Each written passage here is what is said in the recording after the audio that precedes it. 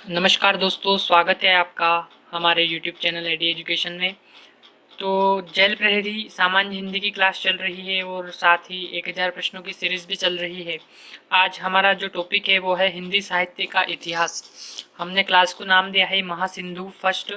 ये हमारा 16 नंबर की क्लास है आपकी। इससे पहले 15 क्लासेस हो चुकी है आपकी और आज हिंदी साहित्य का इतिहास हमने स्टार्ट किया है।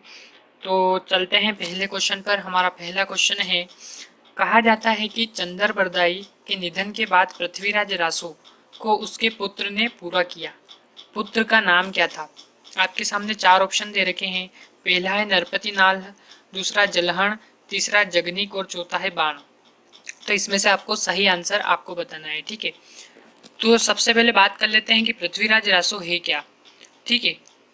पृथ्वीराज रासो जो है वो हिंदी भाषा में लिखा हुआ एक महाकाव्य है, जिसमें जो पृथ्वीराज चौहान है उनके जीवन चरित्र का वर्णन किया गया है, ठीक है। इसके रचयिता तो जो है चंद्रबरदाई है, लेकिन उनके निधन के बाद यह अपूर्ण रह गया था।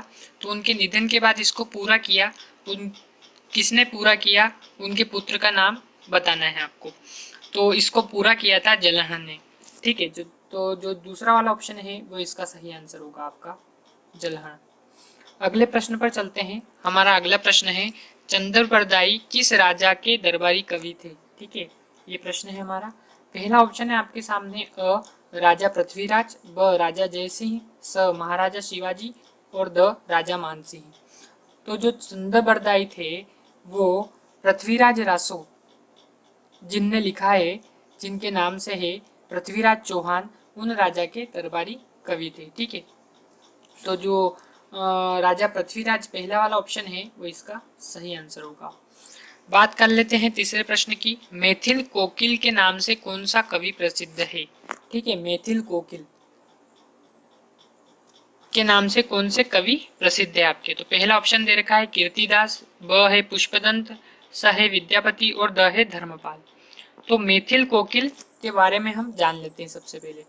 मैथिल कोकिल कवि जो है वो विद्यापति हैं। हिंदी साहित्य के अभिनव जयदेव के नाम से भी आप प्रख्यात हैं। कौन से कवि? विद्यापति, ठीक है। आपको मैथिल कोकिल के नाम से भी प्रसिद्ध हैं और आपका नाम जयदेव, अभिनव जयदेव, ठीक है, के नाम से भी आप प्रख्यात हैं।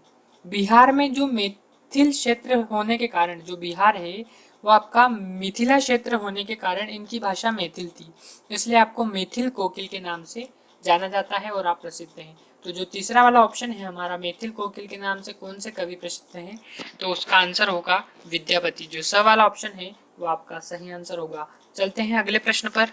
अमीर खुसरो का वास्तविक नाम क्या था? जो चौथा वाला प्रश्न है हमारा, उसके ऑप्शन दे रखे हैं आपको कुतुबन, अब्दुल हसन, मोहम्मद उस्मान और अब्दुल कलाम, ठीक है। आमिर खुसरो की पहेलियां सुनी होगी। तो जो आमिर खुसरो है उनका वास्तविक नाम पूछा इसमें क्या था?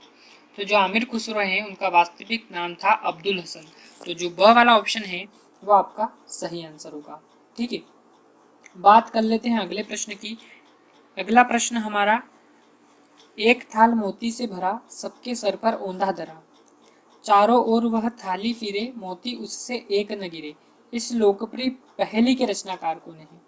तो ये पहेली आमिर खुसरो की है, तो इसके रचनाकार भी आमिर खुसरो ही हैं, जिनका वास्तविक नाम था अब्दुल हसन।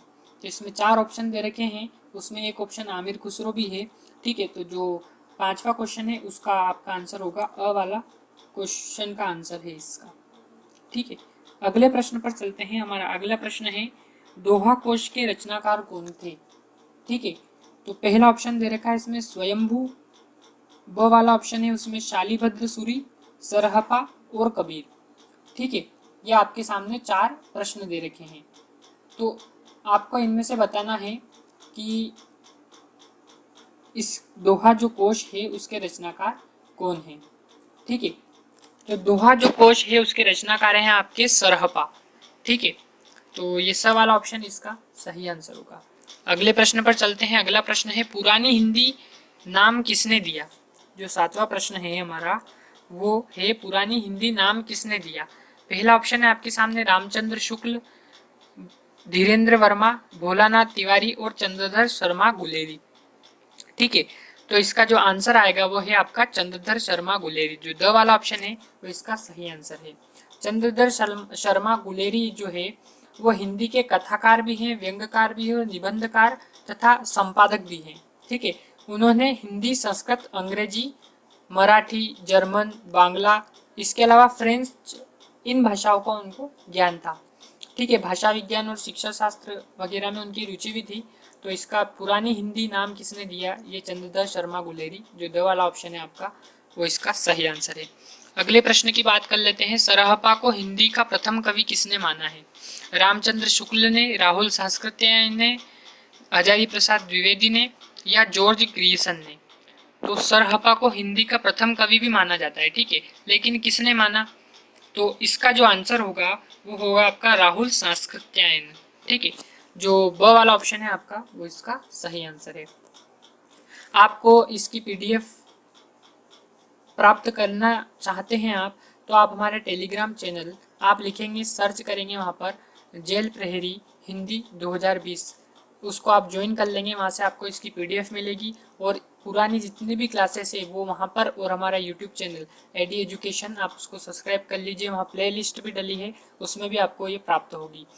तो ये हिंदी की क्लासेस है, एमपी जेल प्रहरी, एमपी टेट, उसके अलावा आपके जो ये एमपीएसआई की क्लासेस है उनके लिए हिंदी में जो टॉपिक हैं उनसे रिलेटेड क्लास चल रही है हमारी। और आज की क्लास हिंदी साहित्य का इतिहास चल रही है। इससे पहले 15 क्लास हो चुकी है आपकी, वो आप वहाँ एडी एजुकेशन पर जाकर देख सकते हैं। इसकी लिंक हम डिस्क्रिप्शन में दे देंगे आपको इस वीडियो के, आप वहाँ से इसको क्लिक करके वहाँ से भी देख सकते हैं। ठीक है, तो बात कर लेते हैं हम अगले प्रश्न की। 9वां प्रश्न है, साहित्य प्रत्येक देश की जनता की चित्तवृत्ति का संचित प्रतिबिंब है, यह कथन किस लेखक का है? ठीक है, 4 ऑप्शन दे रखे हैं आपको। पहला है रामचंद्र शुक्ल, दूसरा हजारी प्रसाद द्विवेदी, तीसरा डॉक्टर नगेंद्र और चौथा है भारतेंदु हरिश्चंद्र। तो साहित्य प्रत्येक देश की जनता की चित्तवृत्ति है का संचित प्रतिबिंब है। ठीक है, ये जो कथन है ये आपके रामचंद्र शुक्ल जी का है। ठीक है, तो जो ए वाला ऑप्शन होगा, अ वाला, वो इसका सही आंसर होगा।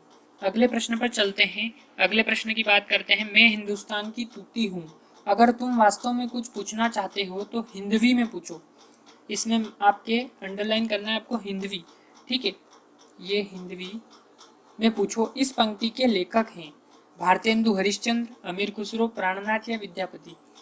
तो अमीर खुसरो जो है वो इस पंक्ति के लेखक हैं आपके। तो जो बी वाला ऑप्शन है ब, वो आपका सही आंसर होगा। अगला प्रश्न है, प्रभु जी तुम चंदन हम पानी पंक्ति किस संत कवि की है? कबीर की है, रैदास की है, नानक देव की है या दादू की है? तो प्रभु जी तुम चंदन हम पानी, ठीक है, प्रभु जी को उनने चंदन बताया है और स्वयं को, मैंने भक्त को उनने पानी के समान बताया है। ठीक है, तो आपके कौन से संत हैं वो? तो इन 4 ऑप्शन में जो ब वाला ऑप्शन है रैदास, वो आपका सही आंसर होगा। इसमें रैदास जी की जो कवि संत है उनकी ये रचना है। ठीक, प्रभु जी तुम चंदन हम पानी। अगले प्रश्न पर चलते हैं। अगला प्रश्न है हमारा, गुरु नानक देव का जन्म कहाँ हुआ था? पटियाला में, अमृतसर में, लाहौर में या लुधियाना में? तो जो गुरु नानक देव है उनका जन्म लाहौर में हुआ था। जो स वाला ऑप्शन है वो आपका सही आंसर होगा। इस प्रकार के प्रश्न आपके बनते हैं एमपी टेट, एमपीएसआई और जो है आपके जेल प्रहरी में। ठीक है, तो देखते रहिए अंत तक वीडियो ये हमारी जो चल रही है हिंदी साहित्य का इतिहास। अगले प्रश्न पर चलते हैं। गुरु नानक देव का जन्म स्थान किस नाम से प्रसिद्ध है? नानक तीर्थ, ननकाना साहब, गुरु तीर्थ या ननकाना सरोवर? तो जो 13वां क्वेश्चन है हमारा, उसका आंसर है ब, ननकाना साहब के नाम से गुरु नानक देव का जन्म स्थान प्रसिद्ध है। अगले प्रश्न पर चलते हैं। अगले प्रश्न बात कर लेते हैं, गुरु नानक देव किस पंथ के प्रवर्तक थे? सिख पंथ के, वाहेगुरु पंथ के, पंच प्यारे पंथ के या नानक पंथ के?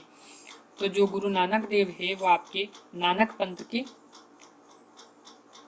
प्रवर्तक थे। ठीक है, तो 14वां क्वेश्चन है उसका जो द वाला ऑप्शन है वो सही है। अगले प्रश्न पर चलते हैं। गुरु नानक देव की रचनाएं किस ग्रंथ में संकलित है? नानक ग्रंथावली, नानक रचनावली, ग्रंथ साहिब या गुरु साहिब? तो जो ग्रंथ साहिब है उसमें गुरु नानक देव जी की रचना है संग्रहित है या संकलित है। ठीक है, तो इसमें आपका जो आंसर होगा वो होगा ग्रंथ साहिब। जो स वाला ऑप्शन है वो आपका इसका सही आंसर होगा। अगले प्रश्न पर चल लेते हैं। विश्नोई संप्रदाय की स्थापना किस संत कवि ने की थी? जगम्बनाथ, दादू, रेदास और हरिदास। ठीक है, जम्बनाथ, दादू, रेदास और हरिदास, इन चार ऑप्शन में से आपको एक प्रश्न ऑप्शन जो है वो आपका सही है। विश्नोई संप्रदाय की स्थापना संत कवि जम्बनाथ ने की। ठीक है, तो अ वाला ऑप्शन है वो आपका सही आंसर होगा। अगले प्रश्न पर चलते हैं। अगला प्रश्न है हमारा, संत कवि दादू द्वारा स्थापित दादू पंथ। ठीक है, जो दादू कवि थे वो संत कवि थे, उनके द्वारा दादू पंथ जो स्थापित किया गया था पहले किस नाम से प्रसिद्ध था? दादू संप्रदाय, निर्गुणिया संप्रदाय, परब्रह्म संप्रदाय या अलग संप्रदाय। तो जो 17वां क्वेश्चन है उसका हमारा आंसर है स वाला। जो दादू पंथ है वह पहले आपका परब्रह्म संप्रदाय के नाम से प्रसिद्ध था। तो स वाला ऑप्शन इसका सही आंसर होगा। अगले प्रश्न पर चलते हैं। अगला प्रश्न है हमारा, निम्नलिखित में से कौन से कवि दादू के शिष्य थे? रज्जब, सुंदरदास, उपयुक्त दोनों या इनमें से कोई नहीं। ठीक है, तो जो 18वां क्वेश्चन है उसमें आपका आंसर जो होगा वो सी वाला ऑप्शन है, उपयुक्त दोनों। स वाला ऑप्शन है उपयुक्त दोनों। सुंदरदास और रज्जब दोनों दादू के शिष्य थे। अगले प्रश्न पर चलते हैं। निरंजनी संप्रदाय के प्रवर्तक है। ये हिंदी साहित्य के इतिहास के अंतर्गत आपके प्रश्न हैं। इसका ऑप्शन है निरंजनी संप्रदाय के प्रवर्तक दादू हैं, सुंदरदास है, गरीबदास है या हरिदास निरंजनी है। तो निरंजनी संप्रदाय के प्रवर्तक आपके हैं हरिदास निरंजनी। ठीक है, निरंजनी संप्रदाय के प्रवर्तक हैं। तो द वाला ऑप्शन आपका सही आंसर होगा। अगले प्रश्न की बात कर लेते हैं। अगला प्रश्न है हमारा, किस संत कवि का जन्म अकबर के समय में हुआ था और निधन औरंगजेब के शासनकाल में हुआ? तो रेदास का हुआ, सुंदरदास का हुआ, दादू का हुआ या मलुकदास का हुआ? तो आपका जो द वाला ऑप्शन है वो इसका सही आंसर है। मलुकदास का जन्म जो है वो आपके अकबर के समय में हुआ था और निधन है औरंगजेब के समय में हुआ। ठीक है, शासनकाल में हुआ। अगले प्रश्न की बात कर लेते हैं। अगले प्रश्न पर चलते हैं। सगुण भक्ति काव्य में राम और कृष्ण को निम्नलिखित में से किसका अवतार माना गया है? ब्रह्मा का, विष्णु का, शंकर का या इनमें से कोई नहीं? तो विष्णु जी का अवतार माना गया है सगुण भक्ति काव्य में राम और कृष्ण को। ठीक है, तो आपका जो ब वाला ऑप्शन है वो इसका सही आंसर होगा। अगले प्रश्न पर चलते हैं। अगला प्रश्न है, वैष्णव भक्ति किससे संबंधित है? शैव संप्रदाय से, अद्वैतवाद से, भागवत धर्म से या एकेश्वरवाद से? तो वैष्णव भक्ति जो है आपके भागवत धर्म से संबंधित है। ठीक है, तो स वाला ऑप्शन जो है वो आपका इसका सही आंसर होगा। अगले प्रश्न पर चलते हैं। अगले प्रश्न की बात कर लेते हैं। 1000 प्रश्नों की सीरीज चल रही है। हमारा जो 23वां प्रश्न है, वैष्णव मत के प्रचार प्रसार में किसका योगदान है? रामानुजाचार्य जी का, विष्णु स्वामी का, वल्लभाचार्य जी का या उपयुक्त सभी का? तो जो वैष्णव मत के प्रचार प्रसार में योगदान है वो आपका है उपयुक्त सभी का। रामानुजाचार्य जी का भी है, विष्णु स्वामी जी का भी है और वल्लभाचार्य जी का भी है। तीनों ने वैष्णव मत के प्रचार प्रसार में अपना महत्वपूर्ण योगदान दिया था। तो जो सी वाला ऑप्शन आएगा वो इसका सही आंसर होगा। सी नहीं, द वाला ऑप्शन इसका सही आंसर होगा। डी वाला ऑप्शन, द वाला ऑप्शन उपयुक्त सभी।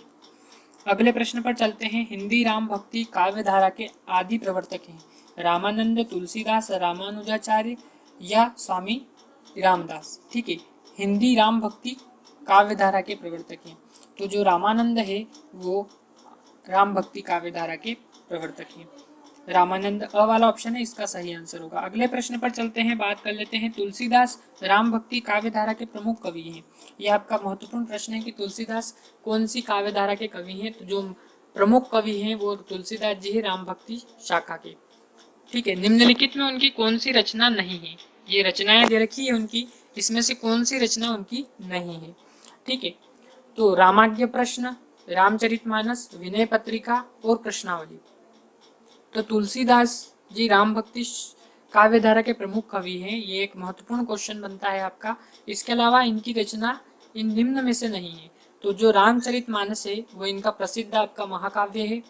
ठीक है, उसके बाद विनय पत्रिका भी आपकी ही रचना है। कृष्णावली भी आपकी रचना नहीं है इसमें से। रामाज्ञ प्रश्न भी आपकी रचना है। इसके अलावा रामचरितमानस, विनय पत्रिका, दोहावली, गीतावली ये इनकी रचना है। तो इन तीनों में से रामाज्ञ प्रश्न भी आपकी रचना है, रामचरितमानस भी आपकी रचना है और बहुत प्रसिद्ध महाकाव्य है रामचरितमानस। इसमें राम के संपूर्ण जीवन चरित्र का वर्णन मिलेगा आपको। और कृष्णावली जो है वो इसमें से नहीं है। तो आपका जो द वाला प्रश्न है वो आपका सही आंसर होगा। अगले प्रश्न पर चलते हैं। तुलसी की माता का नाम था, तारा था, तुलसी था, श्यामा देवी था या जानकी था? तो तुलसीदास जी की माता का नाम था आपका तुलसी। तो ब वाला ऑप्शन है वो इसका सही आंसर होगा। अगले प्रश्न पर चलते हैं। तुलसी के जीवन वृत्त से संबंधित कौन सा कथन असत्य है? ठीक है, तो पहला ऑप्शन दे रखा है आपका, तुलसी का जन्म संवत 1590 को हुआ था। इनके पिता का नाम आत्माराम दुबे था। इनके बचपन का नाम राम बोला था। वैराग्य और भक्ति की प्रेरणा इन्हें इनकी भक्ति से मिली थी। ठीक है, तो जो 27वां क्वेश्चन है, तुलसी के जीवन वृत्त से संबंधित कौन सा कथन असत्य है? असत्य पूछा है इसमें। तो जो वैराग्य और भक्ति की प्रेरणा इन्हें इनकी भक्ति से मिली थी, द वाला ऑप्शन है वो इसका सही आंसर होगा। ये कथन असत्य है आपका। अगले प्रश्न पर चलते हैं। राम भक्ति काव्य में राम के किस रूप को प्रमुखता दी गई है? मर्यादा पुरुषोत्तम, लोकरंजन, लोकरक्षक, अ और स दोनों रूप। ठीक है, तो जो 28वां क्वेश्चन है हमारा, उसका आंसर होगा अ और स। मर्यादा पुरुषोत्तम रूप को भी प्रमुखता दी गई है और जो स लोक रक्षक रूप है उसको भी प्रमुखता दी गई है। तो जो द वाला ऑप्शन है हमारा वो आपका सही आंसर होगा। अगले प्रश्न पर चलते हैं। राम के प्रति तुलसी की भक्ति किस प्रकार की थी? सखा प्रकार की, दास्य, माधुर्य या प्रेमा भक्ति? तो दास्य भाव में आपने भक्ति की है श्री राम की। तो तुलसीदास जी की भक्ति दास्य भक्ति है। तो ब वाला ऑप्शन है वो इसका सही आंसर होगा आपका, दास्य। ठीक है, अगले प्रश्न पर चलते हैं। अगला और आखिरी प्रश्न आज का हमारा है। तुलसी का सारा काव्य समन्वय की विरत चेष्टा है, यह कथन किस विद्वान का है? हजारी प्रसाद द्विवेदी का, रामचंद्र शुक्ल का, परशुराम चतुर्वेदी का या नंद दुलारे वाजपेयी जी का?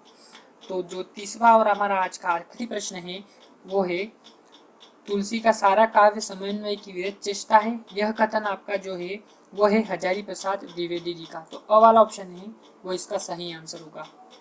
तो देखते रहिए हमारा यूट्यूब चैनल एडी एजुकेशन। आप को डिस्क्रिप्शन में इसकी लिंक देंगे हम, आप जाकर सब्सक्राइब कर लीजिए इसको। और इसकी प्लेलिस्ट वगैरह सभी वहाँ पर उपलब्ध होगी आपको, जेल प्रहरी से रिलेटेड। और हमारा टेलीग्राम चैनल है, उसकी लिंक भी हम डिस्क्रिप्शन में देंगे आपको, वहाँ से आप इसको ज्वाइन कर सकते हैं। धन्यवाद।